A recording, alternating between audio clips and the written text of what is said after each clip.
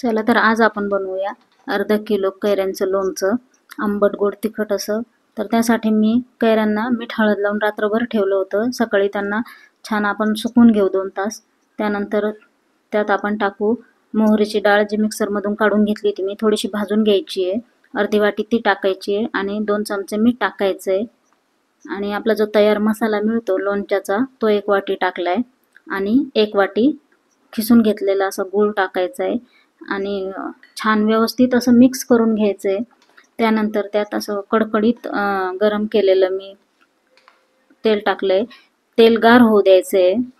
गरम त्याला छान करून घ्यायचंय. त्यानंतर गार झाल्यानंतरच ते टाकायचंय आणि व्यवस्थित असं छान सगळं मिक्स करून घ्यायचंय.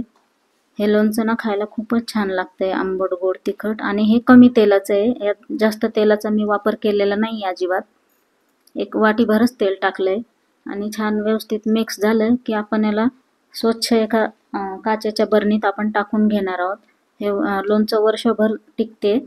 फक्त याला कुठेही पाण्याचा अजिबात हात नाही लागला पाहिजे आपला, तरच हे टिकतंय, नाहीतर बुरशी येते त्याला. तर इथे मी काचेच्या बरणीत आता सगळं छान भरून घेते. हे बघा, मस्त असं आंबट गोड तिखट लोणचं तयार झालंय. चला, रेसिपी आवडली असल्यास लाईक, शेअर आणि सबस्क्राईब करायला विसरू नका.